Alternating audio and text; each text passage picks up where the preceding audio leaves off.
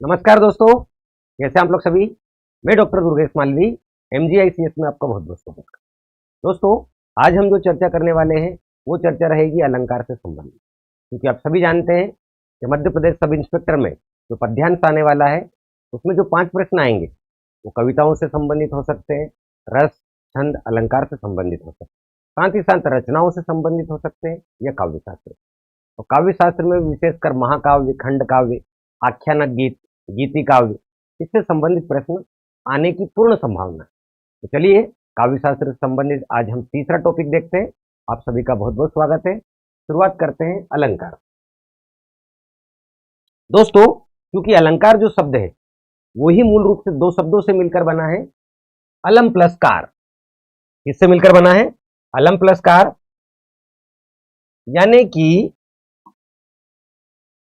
यदि हम कहें, इस अलंकार को मैं आपसे कहूं, क्योंकि मैं आपको पहले से ही पढ़ा चुका हूं, संधि हम पढ़ चुके हैं। तुरंत बता दीजिए कि अलम प्लस कार में कौन सी संधि है।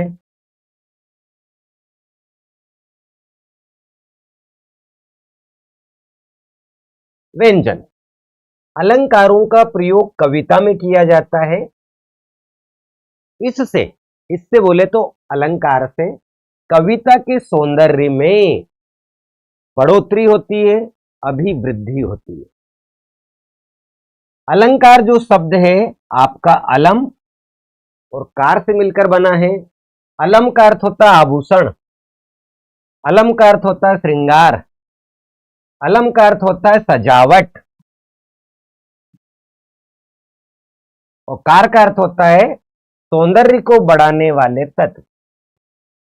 कार मतलब बढ़ाने वाले तत्व। तो अलम का क्या अर्थ हो गया?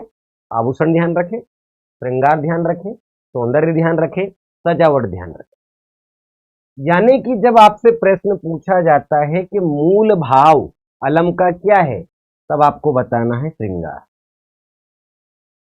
अलम का अर्थ क्या? आभूषण। ये हमें ध्यान रखना। तो समानार्थी भी हो जाएगा, यानी कि अलम का मतलब आभूषण भी होता है, श्रृंगार भी होता है, सौंदर्य भी होता है, सजावट भी होता है। तो कार्य यानी बढ़ाने वाले तत्व। कौन से तत्व? वे तत्व जो सुंदरता को बढ़ाए।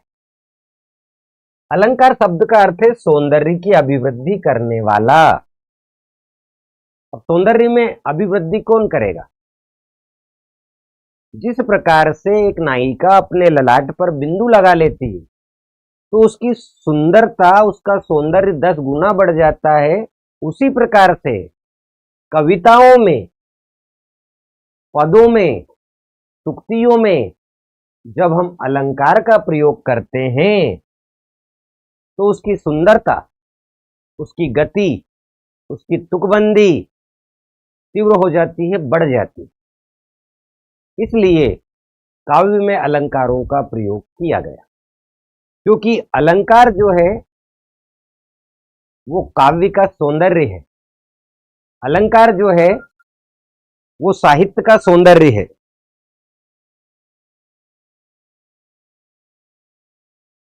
इस प्रकार से अलंकार जो है उसको हमने अर्थ के रूप में समझने का प्रयास।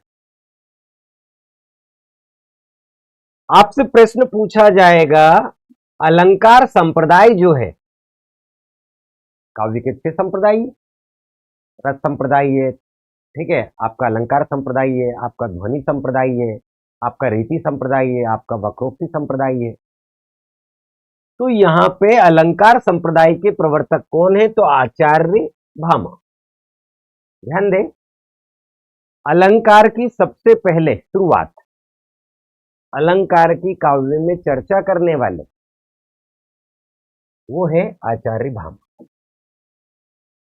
तो आचार्य भामा ने एक पुस्तक लिखी, पुस्तक का नाम है काव्य अलंकार। संधि विच्छेद कर लीजिए, काव्य प्लस अलंकार।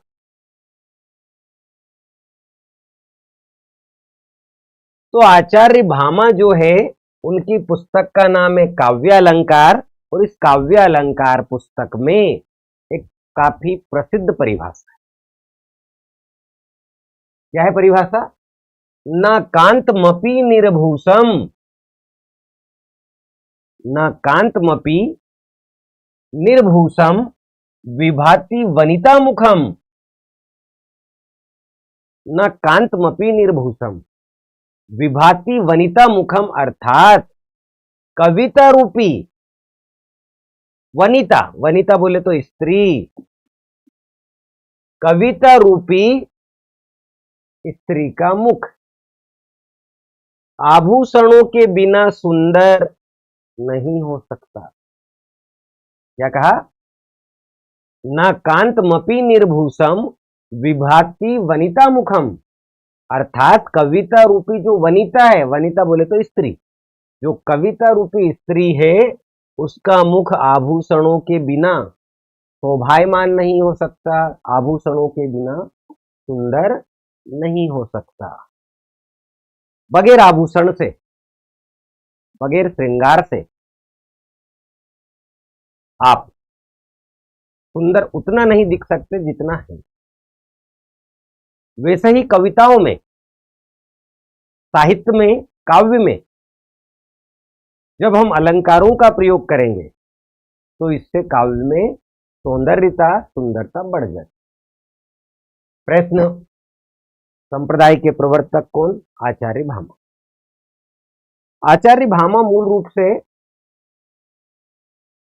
जो है वो काव्य के अलंकारों के बारे में चर्चा कर, यानी कि काव्य जो है, काव्य की आत्मा जो है वो अलंकार को कहते, यानी कि जैसे प्रश्न ऐसा कहा जाए या ऐसा पूछा जाए,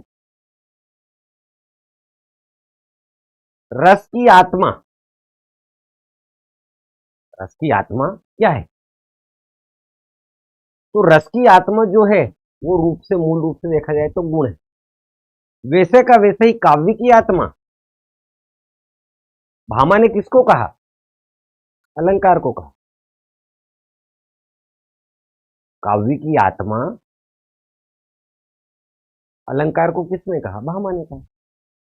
दूसरे, इस संप्रदाय के प्रमुख आचार्यों में दूसरे जो आचार्य है वो आचार्य दंडी।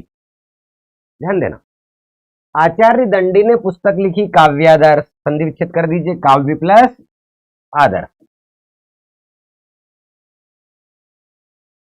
तो दंडी से याद करेंगे आप दर्श, दंडी का है दर्श, लेकिन दंडी की पुस्तक याद रह जाएगी आपको, काव्यादर्श, दर्श दंडी। तो काव्यादर्श जो पुस्तक है वो आचार्य दंडी की है, और आचार्य दंडी ने इस पुस्तक में एक परिभाषा दी। क्या परिभाषा दी?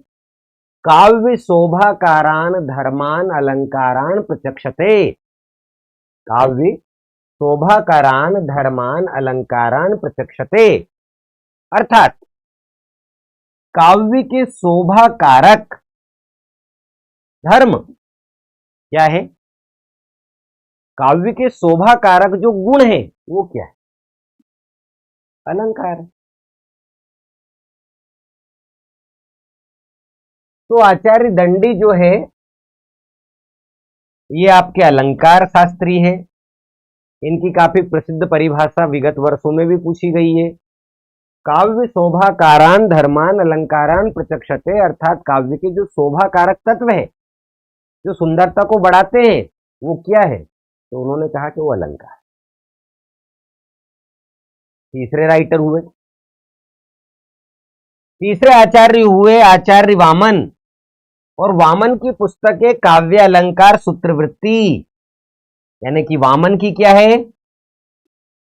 वामन की वृत्ति। और दंडी का क्या है? दंडी का दर्श। काव्य अलंकार सूत्रवृत्ति वामन की पुस्तक। और आचार्य वामन क्या कहते हैं? काव्य शोभाया कर्तारो धर्मा गुणा। परिभाषा में क्या बोलते हैं आचार्य वामन अपनी पुस्तक की प्रसिद्ध सूक्ति में?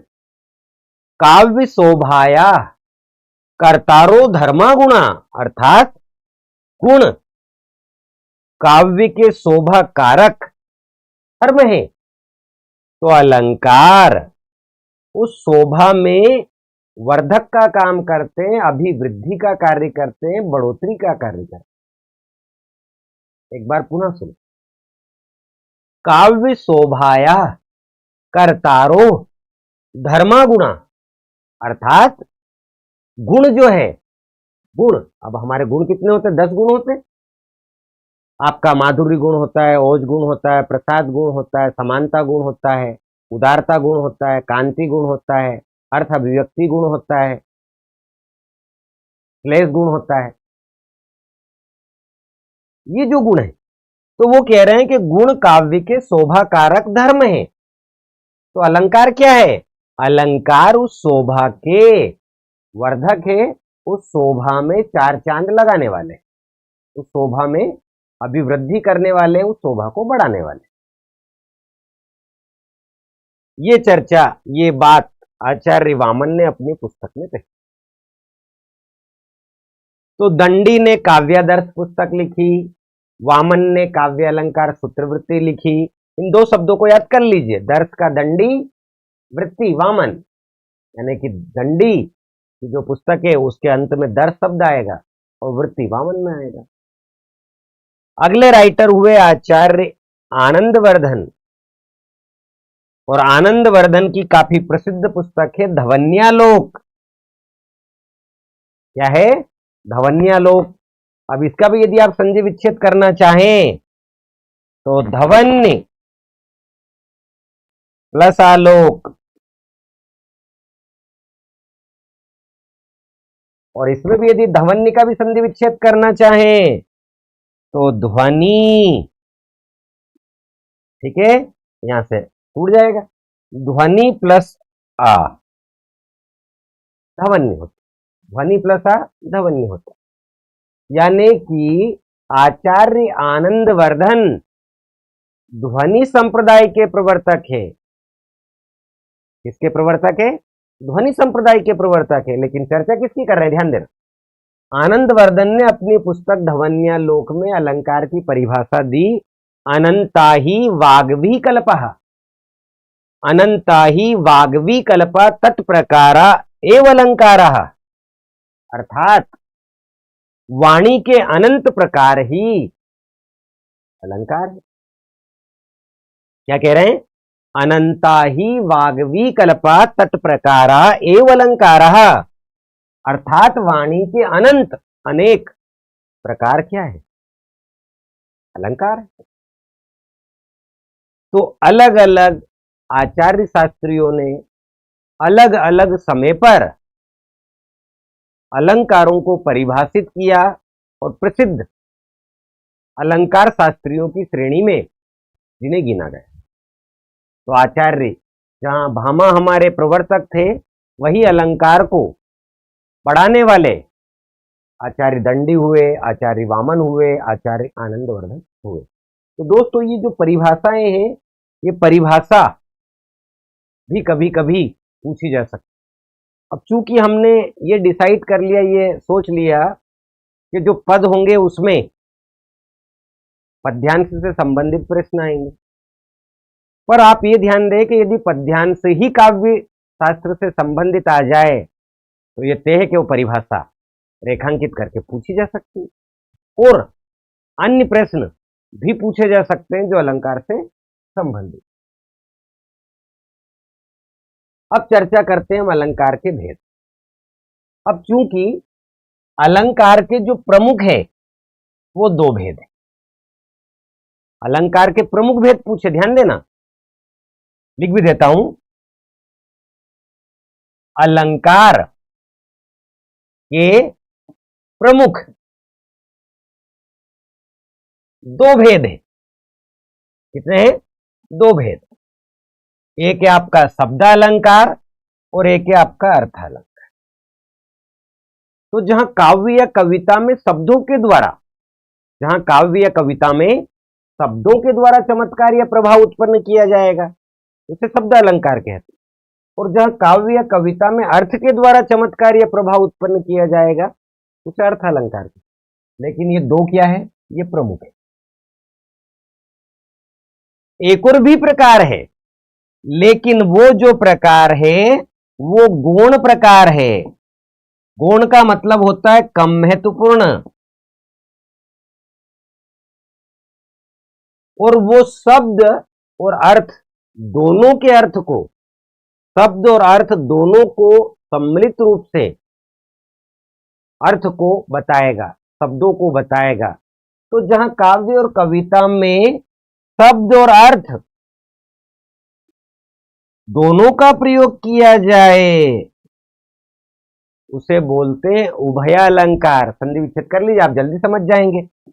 उभय होता है ना, उभयनिष्ठ, शब्द भी है अर्थ भी है, दोनों उसमें सम्मिलित। तो जहां काव्य और कविता में शब्दों और अर्थों दोनों का प्रयोग किया जाता है उसे बोलते हैं उभय अलंकार। तो उभय अलंकार में शब्द और अर्थ दोनों की महत्ता है, दोनों का महत्व है।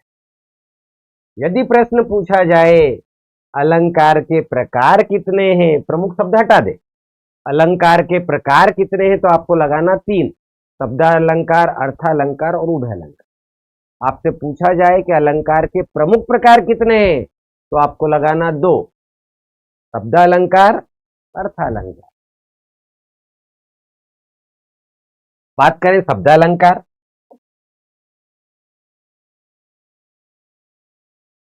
हम जो चर्चा कर रहे हैं उसमें आपको धैर्यपूर्वक समझना पड़ेगा कि प्रमुख पूछे तो 2 लगाएं, प्रकार पूछे तो 3 लगाए, वैसे ही मैंने यहां पे लिया है। जहां काव्य या कविता में शब्दों के द्वारा चमत्कार या प्रभाव उत्पन्न किया जाता है, जहां काव्य या कविता में शब्दों के द्वारा चमत्कार या प्रभाव उत्पन्न किया जाता है उसे शब्दालंकार कहते हैं। और शब्दालंकार जो है प्रमुख बोले, शब्दालंकार के प्रमुख प्रकार कितने भाई साहब? 3, अनुप्रास, यमक, श्लेष। एक बार पुनः सुनिए, जहां काव्य या कविता में शब्दों के द्वारा चमत्कार या प्रभाव उत्पन्न किया जाता है उसे शब्दालंकार कहते हैं। और शब्दालंकार के प्रमुख भेद 3 हैं, लेकिन गौण 2 भेद और भी हैं।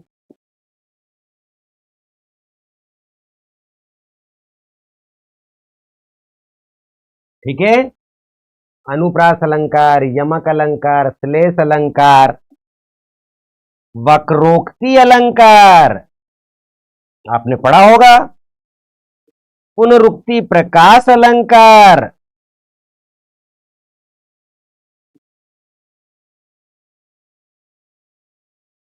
ये वो शब्द अलंकार हैं जो शब्द अलंकार की श्रेणी में तो आते हैं, श्रेणी में तो रखे जाते हैं, लेकिन प्रमुख भेदों में नहीं रखे जाते। तो शब्द अलंकार के प्रमुख प्रकार 3 हैं और प्रमुख शब्दों को हटा दीजिए। प्रश्न बनता है अलंकार के प्रकार कितने हैं, तो 5, वक्रोक्ति, पुनरुक्ति, प्रकाश। आप जब प्राची पब्लिकेशन इलाहाबाद पढ़ेंगे, एनसीईआरटी आप पढ़ेंगे, तो आपको वहां पे ये सारे जवाब मिल जाएंगे। यानी कि मैं जो अभी आपको पढ़ा रहा हूं वो प्रमुख में हम पढ़ेंगे कितने? 3, और ये पहले प्रश्न बन चुके हैं। ये शब्द अलंकार के प्रमुख भेद कितने हैं, तो 3 है। प्रमुख शब्द को हटा दीजिए। शब्द अलंकार के प्रकार कितने हैं, तो 5, आपको जवाब लगाना। देखते हैं, सबसे पहले चर्चा कर रहे हैं हम अनुप्रास की। अनुप्रास अलंकार, ध्यान दें, अनु और प्रास 2 शब्द हैं। अनु का अर्थ होता है पीछे और प्रास का अर्थ होता है क्रम से। अनु यानी क्या? पीछे। प्रास यानी क्या? क्रम। यानी कि आप वर्ण को या शब्द को एक के पीछे एक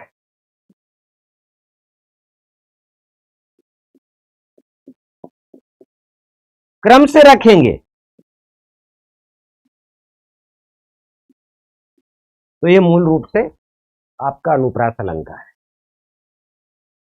ये हमने सरल शब्द में समझने का प्रयास किया। अनु यानी पीछे, प्रास यानी क्रम। तो वर्ण या शब्द एक के पीछे एक क्रम से आए, अनुप्रास। परिभाषा देखें आप, जहां एक या एक से अधिक, अनेक का मतलब क्या, एक से अधिक,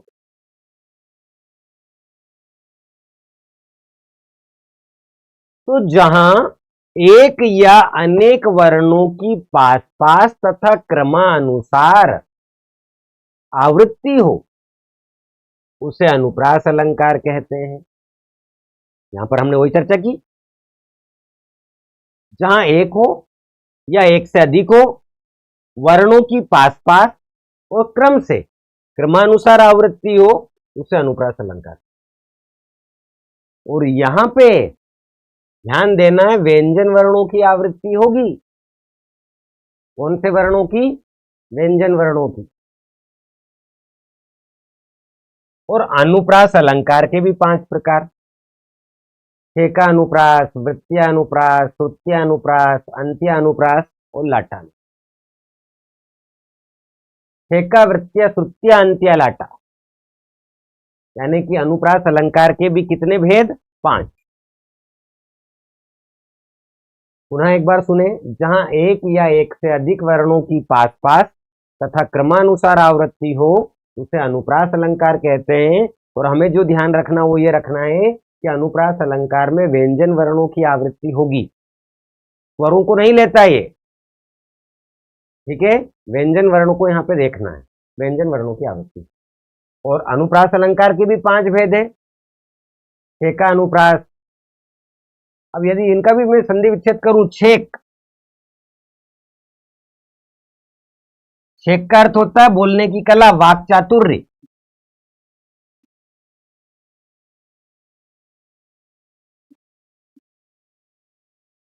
वृत्त्यानुप्रास, वर्णों की शब्दों की आवृत्ति होगी। श्रुत्यानुप्रास, सुनने पर मुख विवर के जो 5 अंग है, कंठ है, तालव्य, मूर्धन्य, दंत, ओष्ठ है, किसी एक अंग से आवृत्ति निकले, वर्ण निकले।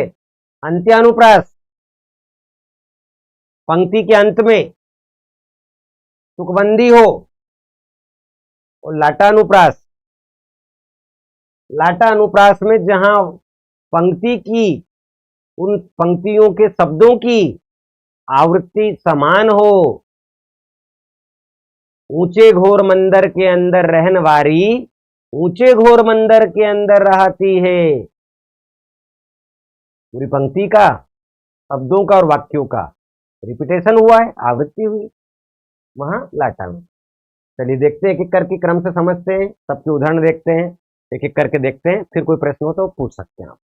यहां तक हमने जो देखा, यदि आपका किसी भी विद्यार्थी का कोई प्रश्न हो तो आप पूछें। एक जानकारी दे देता हूं मैं आपको,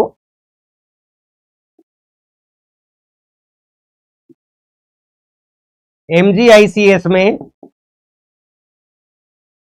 5 मार्च से आपका ऑफलाइन बैच स्टार्ट होने वाला है। जो भी विद्यार्थी इंटरेस्टेड है वो MGICS के नंबरों पर संपर्क कर सकते। इसमें हम जो आपका मध्य प्रदेश सब इंस्पेक्टर का जो पाठ्यक्रम बनाया गया है, किस प्रकार से उसे प्री के रूप में, मेंस के रूप में और साक्षात्कार के रूप में आप पहुंचे और आप सिलेक्ट रहे, सिलेक्शन आप ले, इसी मापदंड को लेकर 5 मार्च से आप ऑफलाइन बैच में आ सकते। अधिक जानकारी के लिए आप संपर्क करें। चलिए शुरुआत कर रहे हैं हम सबसे पहले ठेका अनुप्रास। ठेका अनुप्रास, अभी मैंने आपको बताया, संधि विच्छेद कर लीजिए। छेक प्लस अनुप्रास, और यहां छेक का अर्थ अभी मैंने बताया, बोलने की कला, वाक पाक यानी बोलना, और चातुर्य यानी चतुरता।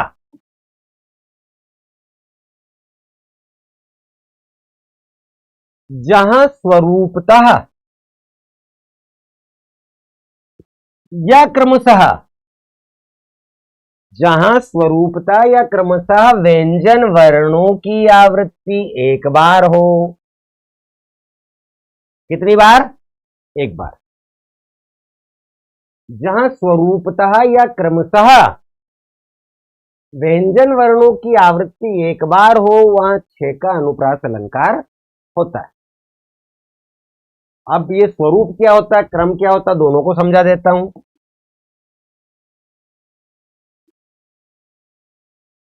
ध्यान दें। कानन कठिन भयंकर भारी, घोर घाम हिम बारी बयारी। कानन कठिन भयंकर भारी, घोर घाम हिम बारी बयारी। इस का वर्ण के बाद का वर्ण आया, क्रम का। भयंकर भारी, भा के बाद वर्ण भा एक बार आया। घोर घाम, इस घा के बाद घा एक बार आया, यानी कि का के बाद का एक बार। ये जो मूल है, ये का जो है, ये कानन का मूल है, इसमें एक बार आया। भयंकर का जो भा है वो मूल है, एक बार आया। घोर का घा जो है मूल है, घाम का घा एक बार आया। बारी का बा मूल है, और बयारी का एक बार आया। तो हमने क्या कहा, जहां स्वरूपता या क्रमशः, अभी हम देख ले, का भा भा घा घा बा बा, ये अभी मैं क्रम की बात कर रहा हूं, स्वरूप भी आपको बताऊंगा। घा फिर बा, ये घा और बा। तो ये वर्ण क्या थे, क्रम से थे और एक ही बार थे, क्रम से थे और एक बार थे। तो कानन कठिन भयंकर भारी, घोर घाम हिमबारी बयारी में छह का अनुप्रास। और दूसरे पे देखें, इस करुणा कलित हृदय में, इस करुणा कलित हृदय में अब विकल रागनी बचती है। करुणा का मूल है, और कलित में का एक बार आवृत्ति हुई है। ठीक है, का के बाद का कितनी बार? एक बार। बंदौ गुरुपद पदुम परागा, सुरुचि सुभाष सरस अनुरागा। अमीय मुरिमय चूरण चारु, समन सकल भव रुज परिवारु। पंक्ति ध्यान दे। बंदौ गुरुपद पदुम परागा, पद, प वर्ण के बाद द वर्ण आया। पदुम का पद, पद, पद। तो जब यहां पे प वर्ण के बाद दूसरा वर्ण द है, तो दो वर्ण से शब्द बन गया, और दो वर्णों से शब्द बन गया, तो ये एक पद एक शब्द हो गया, एक पद एक शब्द हो गया। तो पद जो है मूल है, और पदुम में जो पद आया है वो क्या है? स्वरूप है।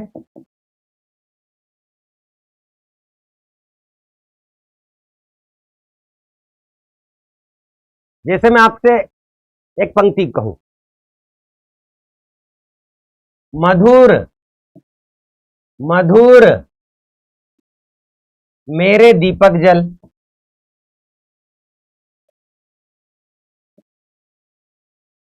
मधुर मधुर मेरे दीपक जल। अब भाई साहब, मधुर शब्द मूल था, मधुर एक बार आया, चला गया छेका में।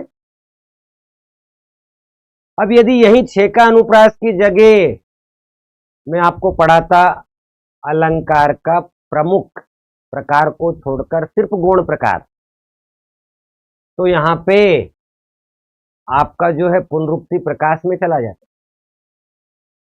पुनः प्लस उक्ति, एक शब्द के बाद फिर एक शब्द। तो यहां पे आपको स्वरूप का मतलब दो वर्ण का जो एक शब्द बनता है वो देखना है, और क्रम का मतलब क्रम से वर्ण आएंगे, जैसा हमने अभी देखा। कम समझ में आया हो तो दूसरे पे एक बार देखें, एक साथ पूरा समझ में आ जाएगा। ध्यान दें। वृत्त्यानुप्रास, जहां एकाधिक, ध्यान दें, जहां एकाधिक, संधि विच्छेद कर लो, एक प्लस अधिक, एक से अधिक, तो जहां एकाधिक, एकाधिक का मतलब यहां पे बोल रहा है कि अनेक व्यंजनों की अनेक बार, जहां एकाधिक, एक से अधिक बार, अब एक से अधिक तो मतलब दो तो मिनिमम होगा, कम से कम दो, अधिक कितना भी हो सकता, तो अनेक व्यंजनों की, अनेक व्यंजन बोले तो एक से अधिक, जहां अनेक व्यंजनों की अनेक बार बोले तो एक से अधिक, स्वरूपता व क्रमशः वृत्ति हो, उसे वृत्त्यानुप्रास कहते हैं। तरनी तनुजा तट तमाल तरुवर बहुछाए, तरनी का ता मूल है, तनुजा का ता, तट का ता, तमाल का ता, तरुवर का ता, ये सब क्या है? क्रम है, तावरण की आवृत्ति, और कितनी बार? एकाधिक, एक से अधिक बार हो, एक दो तीन चार, अब जब दो बारी दिख जाएगी तभी समझ जाओगे आप, तो मुझे चार लिखने की जरूरत नहीं, भले ही दो लिखूं मैं, क्योंकि ता, इसको छोड़ दो, मूल को, एक बार आया तो छह का, ये दो बार आ गया, ये अनुप्रासी अलंकार का भेद, लेकिन कहां चले गए? प्रत्यय में चले गए। भगवान भक्तों की भयंकर भूरी भीति भगाइए, भगवान का जो भावर्ण है ये मूल है, भक्तों का भा, भयंकर का भा, भूरी का भा, भीति का भा, और भगाइए का भा, यानी कि मुझे कितना चाहिए था? क्रम चाहिए था, ये क्रम मिल गया, और क्रम भाववर्ण का कितनी बार है भाई? मिनिमम हम तो देख रहे हैं एक से अधिक बार, अब एक से अधिक बार तो दो बार होगा, अब यदि मैं ऐसे कहूं कि एक दो तीन चार पांच, अब ये मुझे पांच लिखने की आवश्यकता है, मुझे दो देखना है, एक से अधिक। चारू चंद्र की चंचल किरणें खेल रही थी जल थल में, और स्वच्छ चांदनी बिछी हुई थी अवनी और अंबर तल में, ये चारू का चा मूल है, और चंद्र में एक बार, चंचल में एक बार, और याद रखना चंचल के पीछे चा है वो काउंट नहीं होगा, मूल शब्द का पहला वर्ड। तो चारू चंद्र की चंचल किरणें खेल रही थी जल थल में, इस चारू को छोड़ दी, चंद्र का चा, चंचल का चा, पीछे वाला काउंट नहीं होगा, दो बार आ गया, ये क्रम हो गया चार। और हम चाहते ही क्या थे कि भाई एक से अधिक बार आए, एक से अधिक बार मतलब दो बार भी आएगा तब भी आपका जवाब सही, अब तो संख्या में कितना बढ़ जाए, जैसे यहाँ पे पांच बार आ गया, ऊपर चार बार आ गया, उससे क्या फर्क पड़ता? कलावती केलीवती कालिंद जा, कलावती का कल मूल है, केलीवती का कल मूल है, और कालिंदी का कल, कालिंद जा का कल, तो कल कल कितनी बार आ गया? दो बार।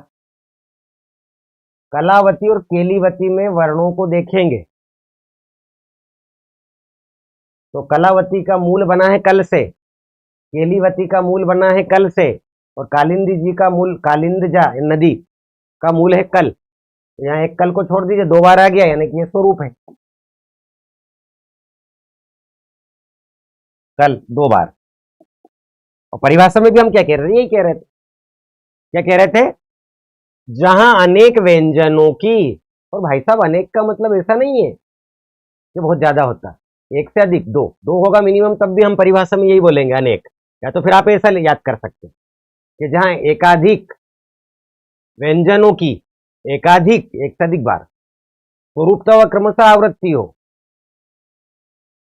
प्रत्यानुप्रास है। और ये आप समझ ही गए, स्वरूप किसको बोलते हैं? कोई भी विद्यार्थी बता दीजिए। स्वरूप बोले तो शब्द, और क्रमशः यानी क्रम बोले तो वर्ण। शब्द कम से कम दो बार, वर्ण क्रम से कम दो बार आना।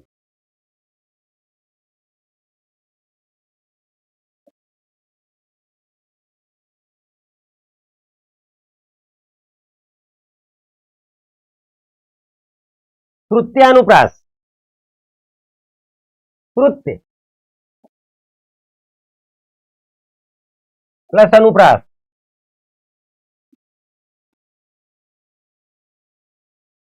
और श्रुत्य यानी सुनना,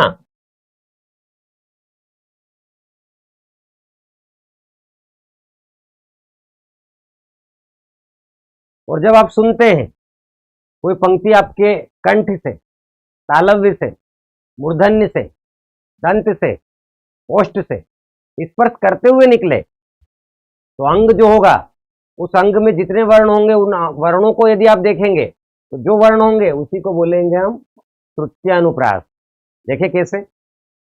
जहां एक ही उच्चारण स्थान से, उच्चारण स्थान कितने? 5, कंठ, तालव्य, मूर्धन्य, दंत, ओष्ठ, जहां एक ही उच्चारण स्थान से बोले जाने वाले वर्णों की,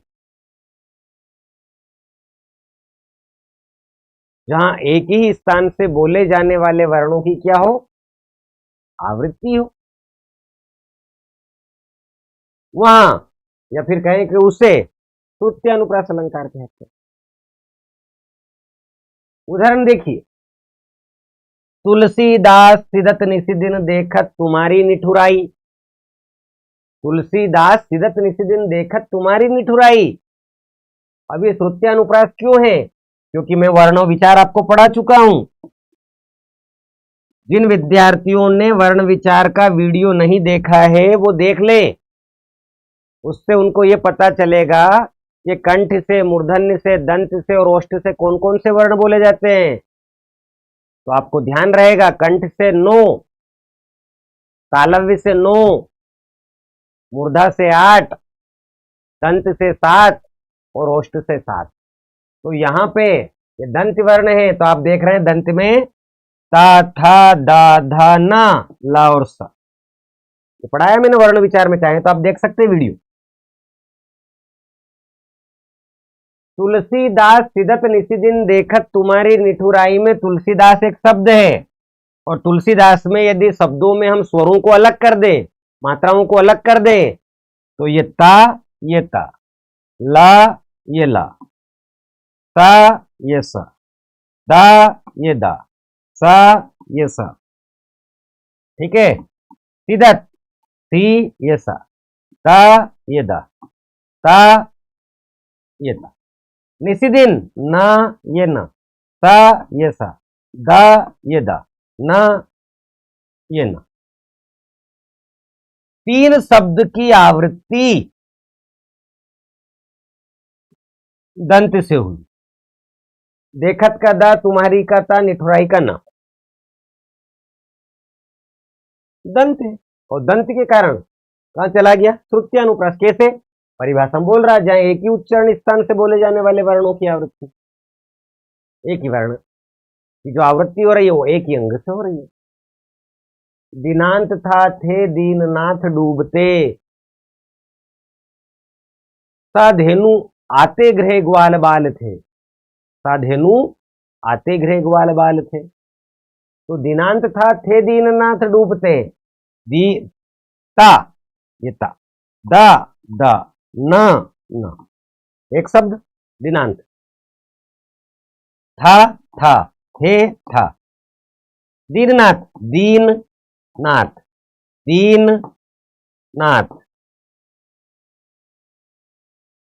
दिनांत और दीननाथ शब्द है, था और थे वर्ण है, यानी कि आधी से ज्यादा पंक्ति की आवृत्ति दंत से हुई, और एक ही उच्चारण स्थान से होने के कारण अनुप्रास अलंकार का उदाहरण है, लेकिन श्रुत्यानुप्रास। ठीक है? कोई प्रश्न आपका हो आप पूछिए।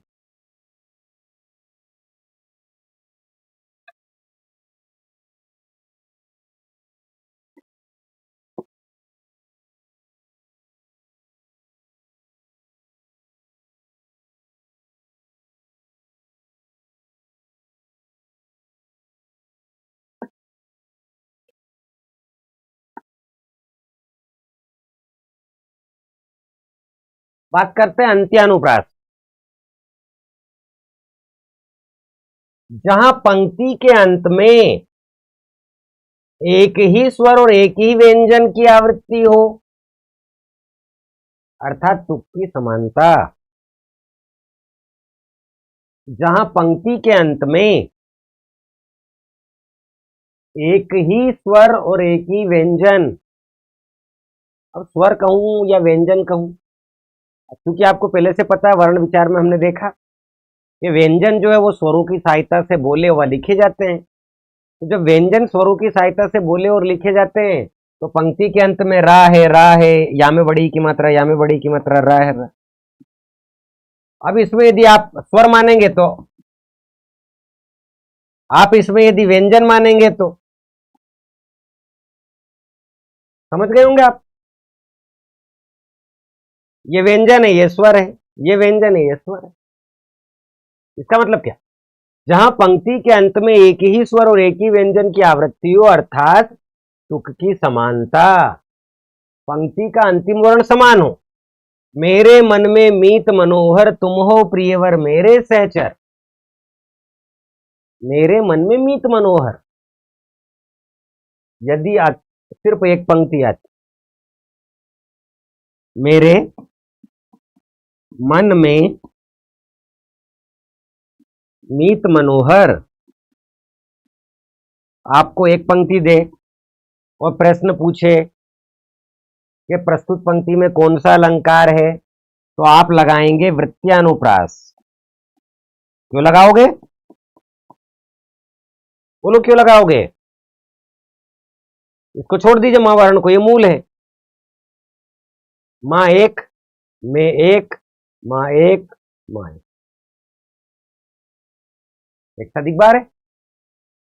लेकिन दूसरी पंक्ति आने के कारण कि मेरे मन में मीत मनोहर तुम हो प्रियवर मेरे सहचर, तो दो पंक्तियां आने पर तुकबंदी को देखा जाएगा, ना कि वर्ण को।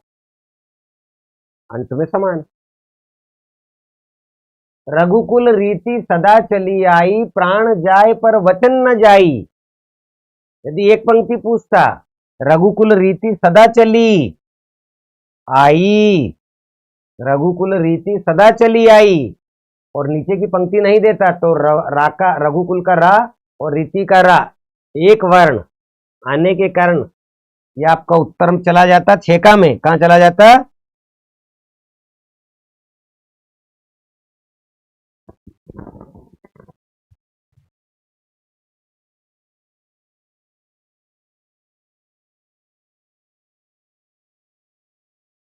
कहां चला जाता? छेका में चला जाता। रघुकुल और रीति कहां चला जाता? छेका में।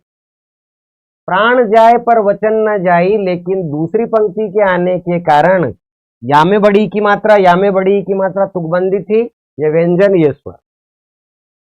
जे हनुमान ज्ञान गुण सागर, जे कपि सिखिहु लोक उजागर। सागर में अंतिम वर्ण रा, उजागर का अंतिम वर्ण रा, दोनों के समान है, तो तुकबंदी के कारण, ठीक है, तुकबंदी के कारण, तुक के कारण, ये तीनों उदाहरण किसके हैं? अंत्यानुप्रास। किसके? अंत्यानुप्रास। क्योंकि अंत में समान वर्ण होना चाहिए, और समान वर्ण को ही बोलते हैं तुक की समानता। ठीक है, कोई प्रश्न हो तो बताएं, आगे बढ़े, अन्यथा चलिए देखो। लाटानुप्रास, ध्यान दे, ये लाट जो शब्द है ना, लाट शब्द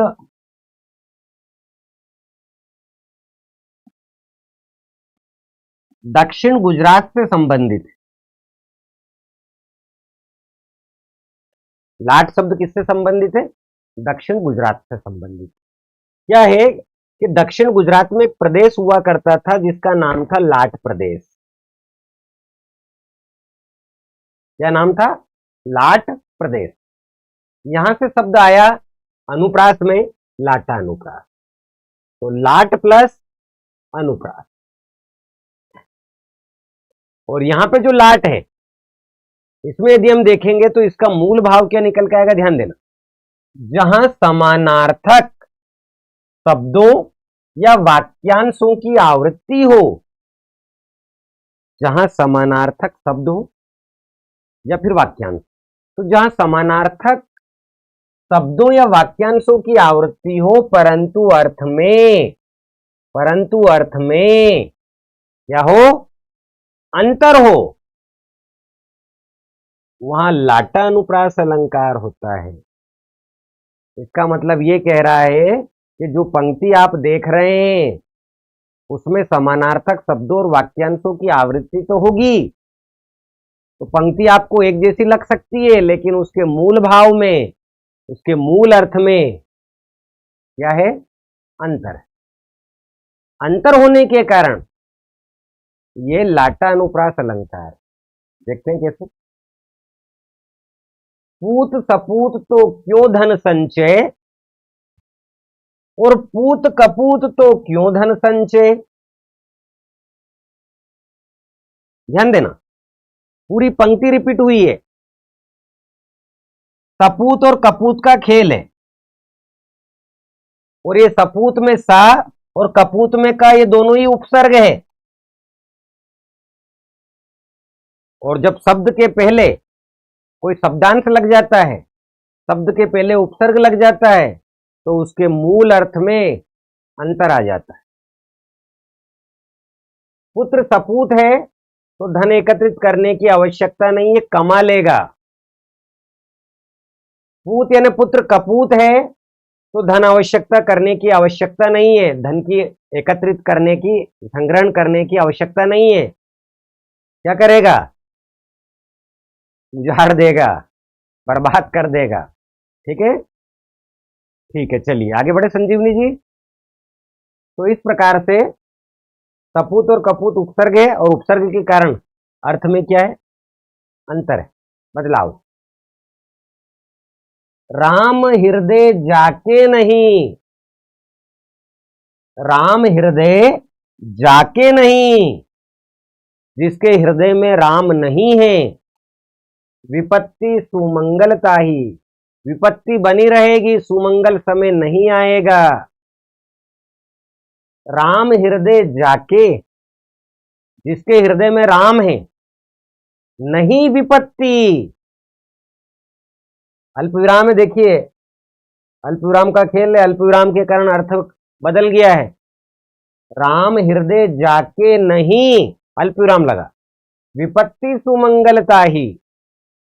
राम हृदय जाके, अल्पविराम के बाद नहीं विपत्ति सुमंगलता ही, जिसके हृदय में राम है, नहीं विपत्ति, विपत्ति नहीं आएगी, सुमंगलता ही। और यहां पे हम जो राम की बात कर रहे हैं, वो राम तुलसी के राम भी हो सकते हैं। और तुलसी जो है, तुलसीदास जी के जो राम हैं वो सगुण राम हैं, वो दशरथ पुत्र राम हैं।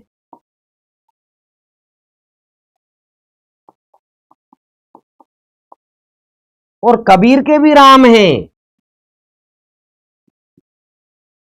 वो कबीरदास जी के जो राम हैं वो निर्गुण राम हैं, निराकार राम हैं। और वो जो निराकार राम है वो घट घटवासी है, वो घट घट में वास करता है। इसलिए बोला भी गया है, सब में राम सबके राम। और वो राम सगुण वालों के राम है, भगवान राम, दशरथ पुत्र राम, और निर्गुण वालों के भी राम है। इसलिए कबीरदास जी ने कहा है कि मैं कुता राम का मुतिया मेरा नाम, मैं कुता राम का मुतिया मेरा राम नाम, यानी कि मैं भी राम का कुत्ता हूं। यहां पे इसका मतलब है कि भक्त कितना भगवान पर समर्पित हो गया। लेकिन चूंकि इस देश में जातिवाद के कारण जो छुआछूत है, उसके कारण वैमनस्य है, और वैमनस्य के कारण बहुत सारे लोगों को मंदिरों पर आज भी चढ़ने के लिए वर्जित है, या कहूं कि मंदिरों पर नहीं चढ़ने दिया जाता। तो कबीरदास जी के जो राम है वो निराकार राम है, जो घट घटवासी है, घट घट हर जगह पर है। इसलिए हमारी सनातन परंपरा में कहा जाता है कि कण कण में भगवान है, प्रकृति के हर रूप में, हर कण में। तो यहाँ पे जिसका कोई गुण नहीं है, जिसका कोई आकार नहीं है, वो है राम। तो ध्यान दे, राम हृदय जाके नहीं, विपत्ति सुमंगलता ही राम हृदय जाके, नहीं विपत्ति सुमंगलता। सारे शब्दों की आवृत्ति हुई है, पंक्ति की आवृत्ति हुई है, अल्प विराम के कारण अर्थ में अंतर है। घटघटवासी, ठीक है। पिए निकट जाके, नहीं घाम चांदनी ताही, जिसके प्रीतम, जिसके नायक पास में है, निकट है, नहीं घाम चांदनी ताही, जिसे सुखों का दुखों का कोई एहसास नहीं होगा। पिए निकट जाके नहीं, लेकिन जिसके प्रीतम निकट नहीं है, सुख का दुख का सबका एहसास होगा, पता चलेगा। यानी कि परिवार का जो मुखिया है, ऐसा मान लीजिए आपके पास है, तो सारे सुखों को वो लाने का, दुखों को दूर करने का प्रयास करेगा। वैसे ही नायिका के बारे में बताया गया है कि नायिका के प्रीतम यदि पास है तो सुख दुख का एहसास नहीं है तो सुख दुख का एहसास। पंक्ति का रिपीटेशन हुआ है, अल्प विराम के कारण अर्थ में भिन्नता है, अंतर है।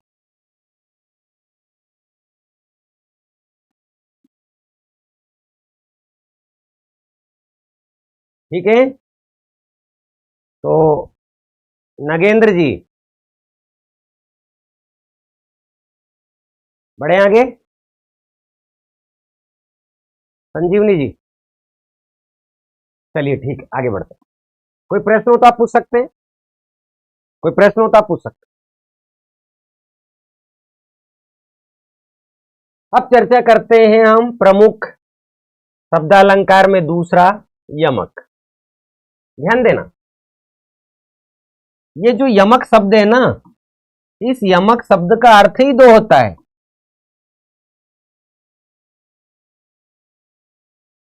यमक का अर्थ क्या? दो। जैसे मैंने अभी अनुप्रास का आपको बताया था कि अनु यानी पीछे, प्रास यानी क्रम से। तो वर्ण हो या शब्द हो, एक के पीछे एक क्रम से रखेंगे, अनुप्रास से। यमक, यमक का अर्थ ही दो। जब, या फिर कहूं जहां, जहां एक शब्द, या फिर मैं कहूं कि जब एक शब्द दो या दो से अधिक बार आए लेकिन उनके अर्थ में अंतर हो, भिन्नता हो, तो उसे यमक अलंकार कहते हैं। जहां एक शब्द, या फिर कहें कि जब एक शब्द दो बार, या तो दो बार आए या दो से अधिक बार आए, लेकिन उसके अर्थ में क्या हो? अंतर हो। उसके अर्थ में क्या हो? अंतर हो। अर्थ में क्या हो? भिन्नता हो, तो उसे यमक अलंकार कहते हैं। और यमक अलंकार के भी दो प्रकार।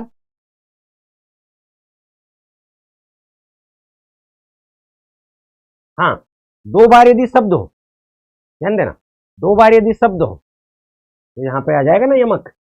कनक कनक पे सोगुनी माधकता अधिकाय, या खाए बोराय जगवा पाए बोराय। एक कनक धतूरा है, एक कनक गेहूं है। धतूरे को खाओगे तो बोरा जाओगे, पगला जाओगे। और एक धतूरा सोने के लिए हम इस्तेमाल करते हैं, यानी कि धतूरा, गेहूं, सोना, मतलब शब्द क्या है? कनक। तो यहां पे क्या है? शब्द बदलेगा तो अर्थ बदलेगा। अब यहां जो यमक में आप देखोगे, यमक अलंकार में शब्द जो है समान रहेगा। दो शब्द हो सकते हैं, दो से अधिक शब्द हो सकते हैं। तो जब शब्द हो, शब्द की आवृत्ति हो, किसकी आवृत्ति हो? शब्द की आवृत्ति हो, तो उसे बोलते हैं पदावृत्ति यमक। और जब पंक्ति जो है, उस पंक्ति के भाग की आवृत्ति हो, तो भागावृत्ति यमक शब्द की आवृत्ति होगी। जैसा अभी मैंने पंक्ति बोली कनक कनक, अब कनक का अर्थ जो है आप गेहूं से भी लेते हैं, आप धतूरे से भी लेते हैं, आप सोने से भी लेते हैं।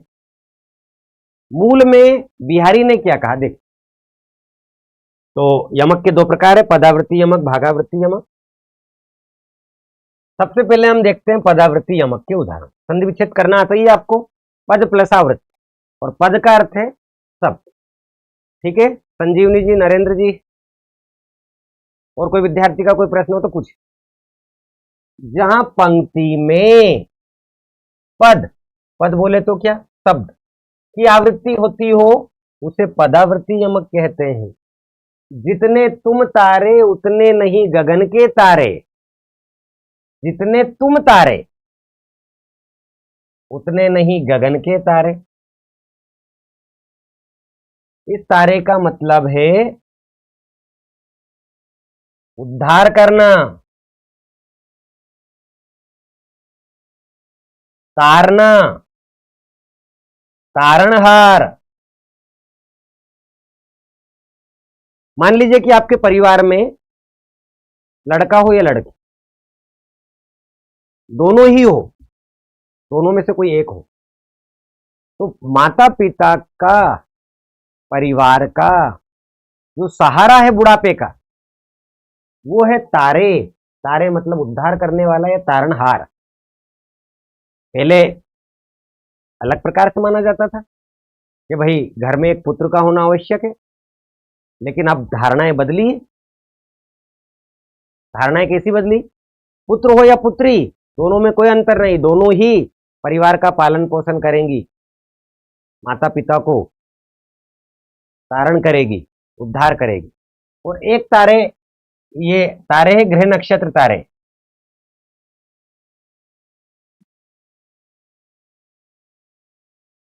तो जितने तुम तारे उतने नहीं गगन के तारे में तारे, तारे शब्द की आवृत्ति दो बार हुई है, शब्द एक ही है।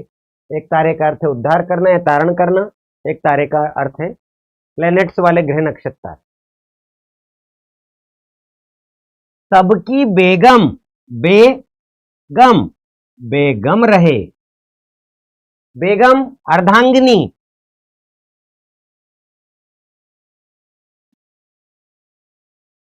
या कहें कि पत्नी, बिना गम के, बगैर दुख के, गम के।